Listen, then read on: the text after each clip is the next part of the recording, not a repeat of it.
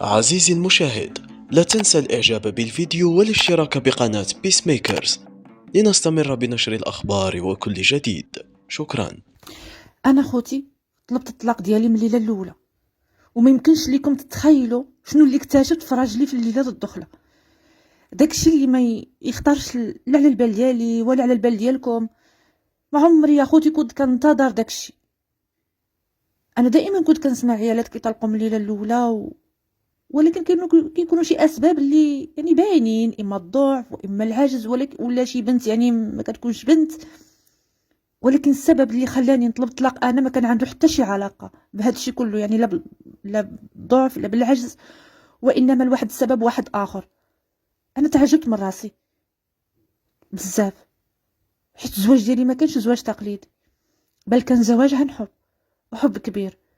كانت المده ديالو 5 سنين تقريبا، وبالليله ونهار كلشي باح، كلشي مشى. نعرفكم براسي بعدا شي شويه وسمحوا لي على هاد الدخله والسلام عليكم بعدا. انا سميتي اسماء من مدينه الدار البيضاء، زوينه بوقوصه فنه، خصوصا بعد ما كبرت وصلت لمرحله البلوغ وبدات المناطق الانثويه ديالي في البروز. طلعت عندي واحد الفورمه خوتي اللي كتحمق. زياده على ذلك كنت فاخره، يعني عاطيه للعين. كنت كنبان كبر من عمري، وخصوصا ملي كنت كنلبس الجلابه. اللي كان كيشوفني كان كيعطيني 20 سنه، وانا في هذيك الساعه يلاه كانت عندي 15 سنه. وشحال من واحد قدم ليا زعما باش يخطبني في هذاك السن، واخا يعني 15 سنه، ولكن الاب ديالي كان كيرفض. وطبعا حتى انا، حيت في هذاك الوقت ما كانتش عندي نيه الزواج. كنت باغا نكمل القرايه ديالي، نحقق الطموح ديالي. كنت باغا حتى انا ندير الهندسه، وهذا الشيء اللي خلاني نقرا ونزيد نقرا ونكافح ونسهر ليالي غير باش نشد البكالوريا ديالي بواحد النقطه اللي تكون زوينه ومشرفه. ولا شي نقطه اللي تخول ليا انني نلتحق بالاقسام التحضيريه، اللي غادا تكون هاد الاقسام بمثابه معبر نحو مدارس المهندسين. وهذا الطموح اخوتي ما جانيش من فراغ، بل خديته من عند الاب ديالي اللي حتى هو مهندس. كنت باغا نولي بحالو. تقدروا تقولوا انني خديت من الاب ديالي كقدوه، ولكن غير في الناحيه المهنيه ديالو صافي. المهم وفقني الله باش نشد الباك ديالي بواحد النقطه اللي زوينه، والحمد لله تقبلت في الاقسام التحضيريه.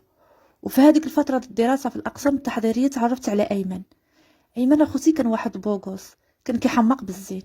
صراحه كان كيعجبني من اول نظره. عجبني عجبته. المهم داكشي كان متبادل كيف ما كيقولوا، واصلا جينا مع بعضياتنا، هو زوين وانا زوينه، يعني كان واحد التناسق. المهم دينا في الاول علاقه عادي، داكشي كان غير في حدود الصداقه وصافي، بحكم اننا كنقراو في قسم واحد وكان عندنا هدف مشترك. هو كان باغي يلتحق بالمدرسه الحسنيه للاشغال العموميه، وحتى انا. ومن بين المصادفات هو انه الاب ديالو حتى هو مهندس، و... وكان كيعرف الاب ديالي. المهم كانوا صحاب. المهم تعرفنا، العلاقه ديالنا بدات كتطور نهار على نهار، لدرجه ان العلاقه ديالنا تعمقات. ولكن ما درناش شي حاجه يعني اللي خارجه على الحياء، وانما صافي كنا كنبغيو بعضياتنا صافي، يعني داك الحب اللي كيتسمى حب عذري، يعني ما قاصني ما عنقني ما حتى شي حاجه، وداكشي كان بيناتنا في حدود الاحترام. المهم دازت هذيك العامين في الاقسام التحضيريه بسلام ونبات وكل شيء هو هذاك، والحمد لله نجحنا بجوج بينا، وجوج بينا التحقنا بالمدرسه الحسنيه للاشغال العموميه، وشقينا الطريق باش نحققوا الطموح ديالنا. ومن بعد ما نتخرجوا قلنا غادي نتزوجوا وغنعيشوا في الحلال.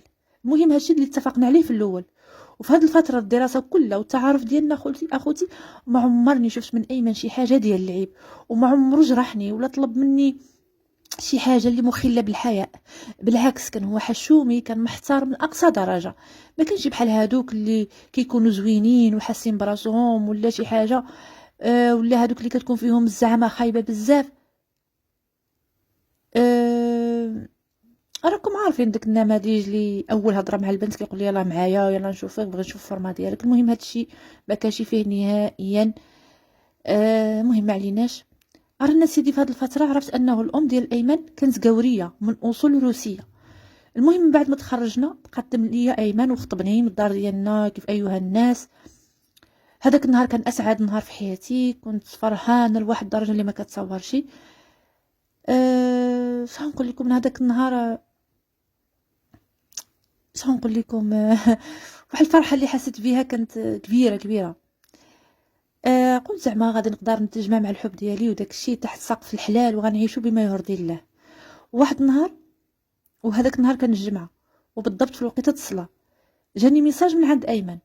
استغربت، واخا كان الميساج عادي يلاه السلام وكي زعما كيسول فيا وصافي، ولكن انا ما جاني داك الميساج ماشي عادي، لان كان وقت الصلاه جاني يعني داك الميساج ماشي هو هذاك. رديت عليه سولته علاش، واش مشيتيش تصلي؟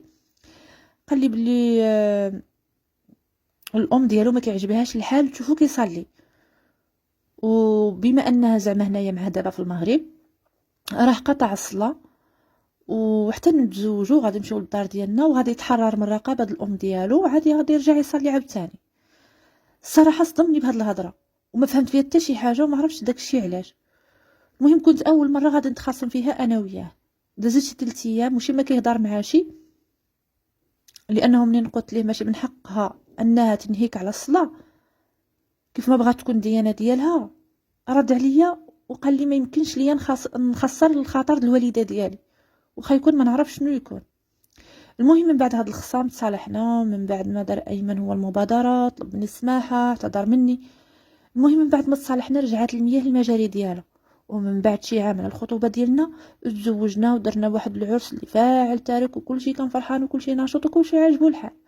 ولكن النقطه السوداء اللي كانت في هذاك العرس هو الام ايمن اللي كانت شاربه. صراحه ما حملتش انا هذاك المنظر. وعاد عاوتاني عارفه انها يعني كتنهي ولدها على الصلاه. المهم انا في هذيك الليله صافي كنت قررت انني ما نكملش في هذا الزواج، ولكن ما قدرش لان كنت كنبغي راجلي بزاف. الصراحه ما كانش عليا نكمل معاه واخا نكون كنبغيه، لانه اخوتي من بعد ما كمل العرس ورحت مع ايمن الاوتيل اللي غندوزو فيه شهر العسل، تماك عاد ندمت بزاف ديك الليله، حيت اكتشفت انه ماشي مختن. أه بقيت غير كنشوف. تصدمت. نوضت من بعد ما دفعتو عليا وبقيت كنلبس في الحوايج ديالي، وحالتي النفسيه والعقليه بحال شي وحده اللي كنت هبيله، بحال كنت مخطوفه باغا غير فوقتاش نكمل نجمع الحوايج ونطج بحالاتي. والمشكل الكبير هو انه السيد كيقول لي علاش مالكي، شنو وقع لك؟ ضربت على حناكي وقلت لها ويلي على مالي، اويلي على شنو اللي وقع لي، واش شفتي راسك؟ اويلي وراك بنادم، راك كاع ما مختن. قال لي مسكينه ماما خافت عليا ما بغاتش تختني وانا ما عندي حتى شي ذنب في هذا الشيء. قلت لها ويلي على ماماك مسكينه وانا هي المسكينه، على الاقل كان عليك تقولها لي من الاول باش ندير من ناقص من هذا الزواج ومن ناقص من هذا الحب. قلت له عارف ماماك اش من دين عندها، وانت دابا شنو؟ واش داير باناتشي في الاديان ولا شنو؟ واش انت كل مره شادين؟ قلت له شوف اخويا انا غنجيك من الاخر، طلقني ما بقيت باغا زواج ولا سير تختن. رد عليا وقال لي ما يمكنش نخسر الخاطر لماما، وماما مسكينه وماما كتخاف عليا، وانا عارف انني خاصني نتختن، ولكن حتى تمشي ماما عند الله وداك الساعه نتختن. غير قال لي هاد الهضره اخوتي زاد الجنون ديالي، وقلت له وطلقني يا بنادم، وبقى بديك الجغلاله ولا شوف شي وحده اللي تقبل عليك بها ولا شوف شنو دير، راه هادشي حرام وانا ميمكنش نعيش في الحرام. المهم انا بديك الغدايد اللي كانوا فيا سمحت في هذيك الشنطه د الحوايج اللي تعكست ليا وما بغاتش تشد ليا، خليتها تماك. خرجت من هذاك لوطيل وانا كنحس بعقلي صافي غادي ينفجر بسبب داكشي اللي سمعت منه، بسبب انه ايمن تابع الام ديالو في الديانه ديالها. صافي جاني بحال شي منافق والعياذ بالله. صافي من تماك اخوتي، يعني في هذيك انطلاقا من هذيك الفتره ومن هذيك الوقيته الحب ديالي كامل اللي بغيته فات 5 سنين صافي كرهت واحد الكره اللي كان شديد.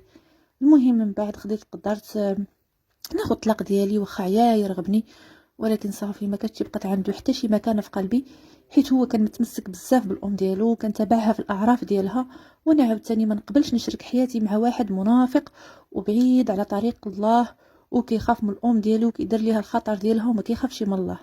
المهم اخوتي كانت هذه هي القصه ديالي، كنتمنى انني ما نكونش طولت عليكم. والله يهدي ما خلق، وردوا البال من هذه النوعيه، ردوا البال لانها فعلا كاينه في المجتمع ديالنا.